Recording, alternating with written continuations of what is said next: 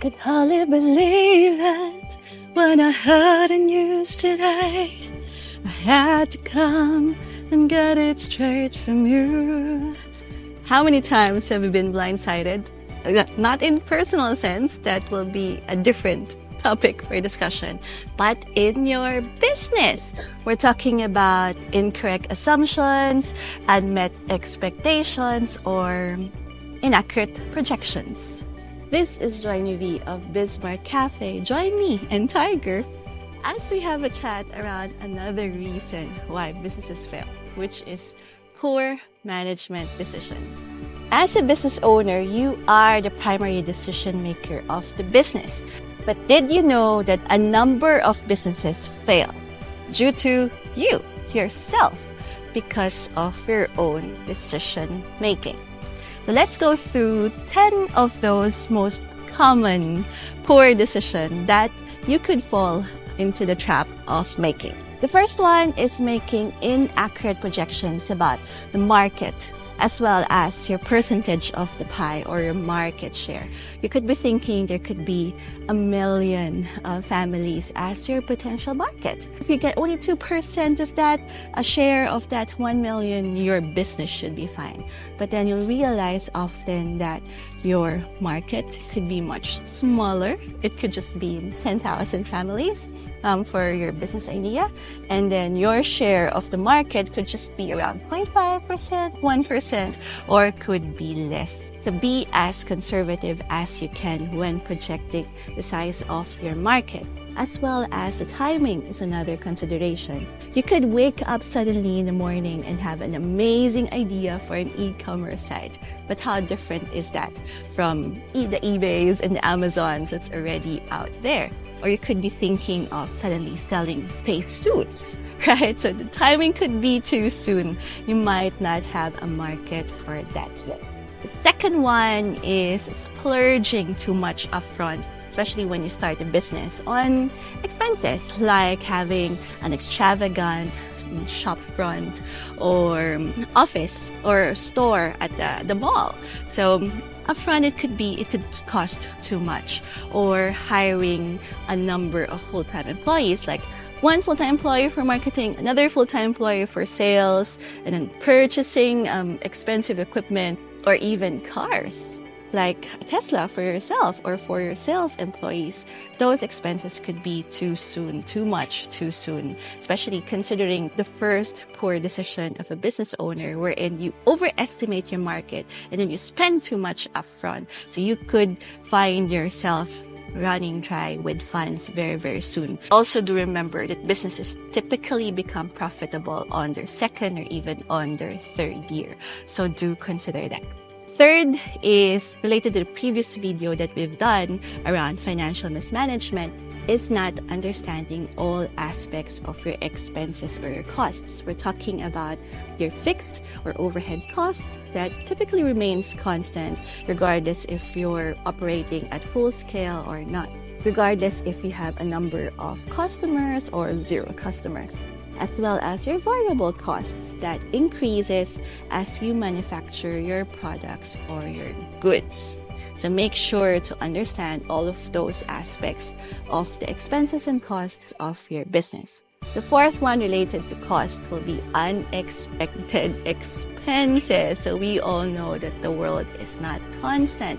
Something unexpected will pop up and could really affect your funding or the budget that you have allocated for your business. We're talking about rising interest rates, so suddenly the premiums you need to pay for your loans will have to increase as well. Or if you are importing or exporting your products or your goods, you need to consider changes, fluctuations in exchange rates, as well as potential regulatory restrictions with regards to importing and exporting. We've spoken with some Filipino retail store owners a few months back, and then they had some difficulties getting some products from the Philippines into Australia.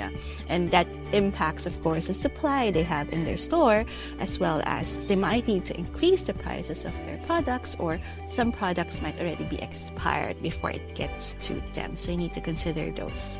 The fifth poor management decision that you as a business owner could make is not being able to say no to family or friends. Yes. Anyone guilty of that or could be guilty of that? So some family or friends might want to be part of your business at the start or as you're growing. So they want to be a business owner with you as well. In one of our reels, we said that as a business owner, you can get very lonely. So you might need to consider having business partners, talking with mentor, some reliable people like your family and friends. Definitely. But make sure that your co-directors, your shareholders, your co-owners of the business really deserve to be part of the business, not just because they're family or friends. Are they investing their money, their time, their skills, their license, their effort into the business, not just now, but in the long run as you grow your business? Are they going to respect you as the primary business owner? You need to make those tough decisions up front at the start, because it's going to be difficult later on when you have a legitimate investor who's going to invest money into your business and you no longer have any shares or any percentage of your business that you can allocate. It's going to be more difficult to have that conversation later on with a family or friend. It could actually break your relationship with them when you need to get back their percentage share, like 5, 10, 15, or 20% share of the business, or buy them out. The sixth potential poor management decision that you can make as a business owner is focusing too much and only on an aspect of your business rather than looking at it as a whole. You could be spending, arguably, when you start your business, you could wearing all the hats like marketing, sales, even packaging or delivery of your products, right, Tiger? Yes, definitely. But as you scale, as you grow, you need to start thinking of training someone, duplicating yourself to do other functions in the business so you can focus on the more important stuff, like looking for ideas, opportunities, yes, maintaining business partnerships, those, and looking at the future of your business rather than just focusing on 5-10% of the operations. Seventh is giving up too soon. So we say that failure only happens when you stop trying. So try as a business owner. You're not alone in experiencing failure. Others have experienced that. Most likely those who fail just didn't stop trying, right? But one thing to consider is it's not just keep on trying, but you should also learn from the mistakes and see where you can adjust a bit to make something different. Because if you're just doing the exact same thing, even if you keep on trying, that might be a futile effort.